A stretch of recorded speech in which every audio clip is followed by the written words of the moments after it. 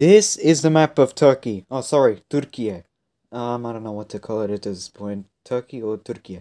Why didn't I start off the Czechia episode with saying, this is the map of Czechia? Oh, sorry, Czech Republic. I don't know what to call it. Why didn't I start it off looking like that? The 20th century started off with Turkey being known as the Ottoman Empire, and obviously you would know that it used to be as big as your mama's ass.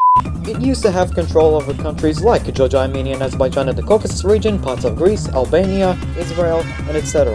On about Bulgaria, I still don't understand how it makes sense that the country is a principality of the Ottoman Empire, yet it looks like it's already independent and that the Ottomans have no control over it on some maps. So you know how I'm your principality, right? Yeah? Well, why do I look like I'm independent and that you guys don't have control over us when you claim that we're your principality and that we're not independent? Oh, we don't talk about that. In 1912, the Ottomans fought in the First Balkan War and were ultimately KO'd by the Montenegrins, the Serbians, the Greeks, and the Bulgarians. Ironic, the Ottomans actually fought for their past enemies from the First Balkan War in 1912 to ultimately defeat the main enemy of the Second Balkan War in 1913, Bulgaria. During World War I, the Ottomans were on the side of the Central Powers, started the Armenian Genocide in 1915, had to deal with the Arabs revolting against Ottoman rule during the Arab Revolt, which took place in 1916 and 1918. I'll cut off your nutsack and nail it to my door! By the end of World War I, they were defeated and they were cut up into fruit slices. That kind of reminds me of something.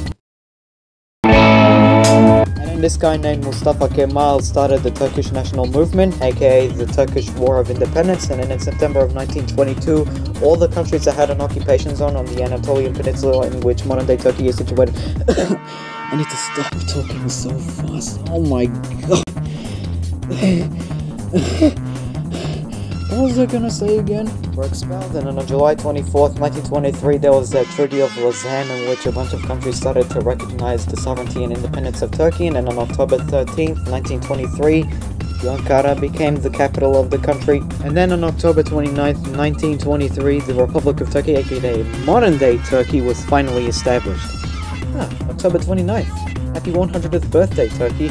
Oh, and do you all remember when I mentioned Mustafa Kemal and how he started the Turkish National Movement, aka the Turkish War of Independence and stuff like that? Well, he actually became the first ever president of the Republic of Turkey. In 1928, people started to use the Latin alphabet as a writing system for the Turkish language, and the Turks and Greeks finally got along with each other in the 30s. And unfortunately, in 1938, Mustafa Kemal, who was the first president of the Republic of Turkey, aka modern-day Turkey, passed away. During World War II, Turkey was neutral, helped the Greeks who escaped from the country that was taken over by the Germans by giving them food so they don't starve to death, and was struck by a major earthquake in 1944. Even though Turkey used to be known as the Ottoman Empire, aka that one empire that enslaved the Israelis, it still managed to shrug it off and recognize Israel's independence anyway in March 1949. To those who watched my Israel episode and remembered how I said that Turkey was the first country to recognize Israel's independence, at that time I didn't know that it was actually the US that recognized their independence first. Just a year before Turkey recognized their independence. So to those who believe that, I'm sorry. I just picked up with the false information from Geography Now. I'm not criticizing them, I'm just saying what I used to believe.